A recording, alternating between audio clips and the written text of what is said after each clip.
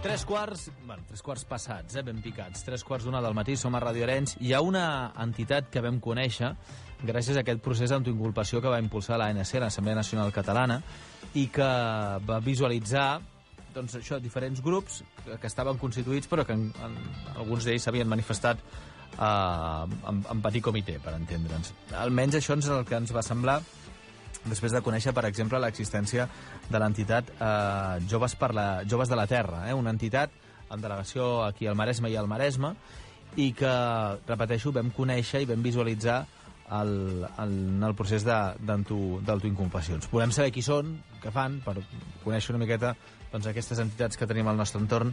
Per això, a l'altra banda del telèfon, tenim en David Hernández. David, bon dia, benvingut. Hola, bon dia. Com esteu? Molt bé, què tal? Doncs mira aquí, ara pendents...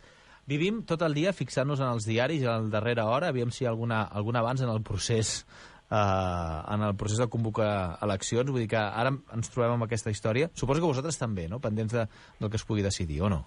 Sí, i tant. Estem al·lucinant amb aquest feinet que estan donant a terme Convergència i Unió i Esquerra Republicana. El que s'hauria d'haver fet, entenem nosaltres, és convocar eleccions immediatament després del 9 de novembre. Ara ens trobem aquí amb el procés independentista segrestat als despatxos del Parlament de Catalunya, cosa que no havia passat mai encara, que tenim la força de la gent, sí. I ara veiem com l'estem perdent. I per un pas enrere també de l'Assemblea, en aquest sentit l'Assemblea i Òmnium, que han fet una feina extraordinària, que la segueixen fent, sí. I quedi clar, però sí que és veritat que han caigut en el parany, potser, després del 9-N, de creure que l'important ja s'havia fet. Sí, exacte.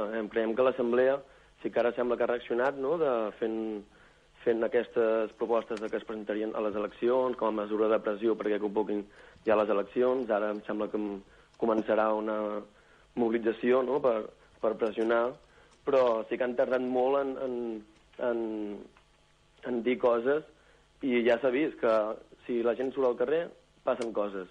Si ens quedem a casa, els polítics no avancen. Escolta'm, què és Joves per la Terra? Bé, Joves per la Terra som un col·lectiu que ens definim independentista i revolucionari, d'aquí al Maresme.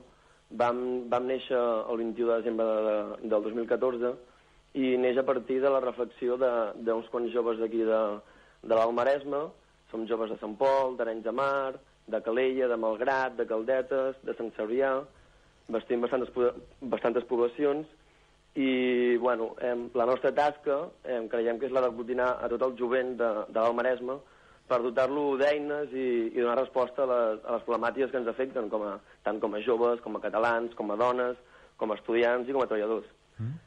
Sí que és cert que la reflexió més important que vam fer és una certesa que el jovent creiem que va votar poc el 9 de novembre. Correcte. Nosaltres vam veure molta gent gran anar a votar, gent adulta, però de jovent poc. El jovent no es mobilitza per la independència, o es mobilitza poc, i creiem que hem de reactivar aquests objectes. Naixeu com a entitat social, com a entitat política, com a entitat cultural, una mica quina és la vocació? Sí, som una organització política juvenil. Nosaltres ens considerem part de l'esquerra independentista, del moviment català d'alliberament nacional, i els nostres objectius com a col·lectiu són la independència dels països catalans. Creiem que la independència és l'únic mitjà per salvar-nos dels atacs espanyol i del francès. Lluitem per la construcció del socialisme, un canvi de model econòmic. Som ecologistes, estem en lluita contra l'explotació del medi ambient i volem la igualtat de gènere. Ens declarem feministes, és a dir, que estem en contra del sexisme. Molt nous, no m'estranya que no us coneguéssim, si em permet que t'ho digui així, perquè fa tot just un mes que us veu formar, no? Sí, no fa ni un mes. Poc més. I quins actes que teniu, quina planificació teniu? És a dir, què fareu? Bé, fins ara, si ens heu seguit o no, hem fet el tema de les autoinculpacions del 9-N, que creiem, ja ho hem explicat en el comunicat, com que creiem que és el poble mobilitzat el que va forçar a la classe política a dur a terme el 9 de novembre, és responsabilitat nostra autoinculpar-nos. Vam fer també una campanya de conscienciació per tot el tema del consumisme delirant que hi ha per època de Nadal, i encara ara amb les rebaixes, i a partir de la setmana vinent ja fem presentacions. Ens presentarem ja oficialment al carrer amb un acte a Calella, a Malgrat, a Arenys de Mar i a Canet. Estem pendents de tancar dates, però de moment ara al gener i febrer farem presentacions. Per tant, naixeu d'aquí de l'Almaresme, de poblacions properes a nosaltres, i us aneu estenent com a tacador. He vist que per Llagostera pot ser que hi hagi també, o no? Sí, bueno, és un col·lectiu que té el mateix nom, però no... No sou ben bé el mateix, val. No. I us circumscriviu només en aquest àmbit geogràfic o anireu creixent amb delegacions? En principi, de moment, només tenim aquest àmbit geogràfic, que és l'Almaresme, i de moment no tenim pensat extendre'ns més. Correcte. Doncs la gent que vulgui seguir-vos, cap on s'ha de dirigir una mica?